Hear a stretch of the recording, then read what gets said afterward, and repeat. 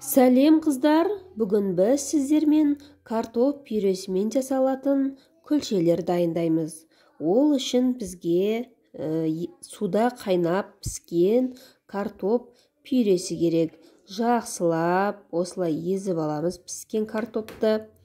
Содан кейін татымына қарай қара бұрыш, қызыл бұрыш, паприкамызды, көк пиязымызды, бір жұмыртқамызды салып, бір келкі массаға келгенше, қажетінше ұн салып, әдемілеп илеп аламыз қолмен.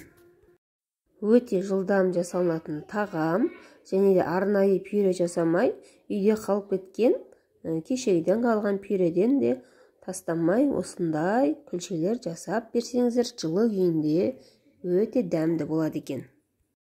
Міне видеода көріп отырғандарыңыздай ұн сеуіп үстіне аздаған қопсытқыш себеміз, сөйтіп бір массаға келтіріп, әдемілеп қолымызбен илеп аламыз. Жақсылап араластырып, бір келкі қамыр сияқты қып, зуалағып илеп аламыз. Мінекей, мен екі қамыр жасадым.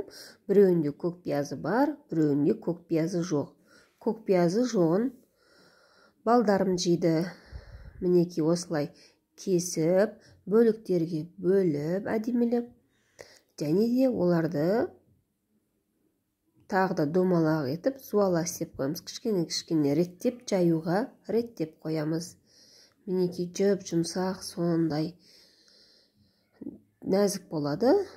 Сіз ұнның көмегі арқылы азырақ жайып аласыз. Жұқалау қылсаңыз да болады, болмаса орташа қылсаңыз да өзіңіздің қалауыңызша осылай жайып аласыз. Және де қызып тұрған табада азырақ май қойып, екі жағын бірдей етіп қуырып аласыз, қызартып қуырып аласыз. Мінекей, осылай бірінен кейін бірін жылдам 1-2 минутта қуырып ала бересіздер. Бұл жерде піскен пюре болғаннан кейін жылдам піседі, және де ыстық, сондай жегенге, салатпен жегенге жақсы. Арасына сыр қосып жесеңіз, өте керемет болады. Арасын бөлген кезде арасындағы сыр созылып тұрады. Олай жасасаңыз да әбден болады.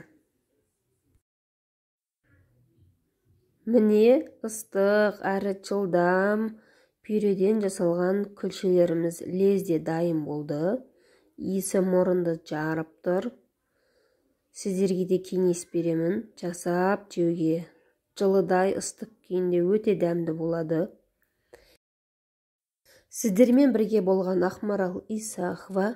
Менің YouTube каналыма тіркеліп, пікір білдіріп отырыңыздар.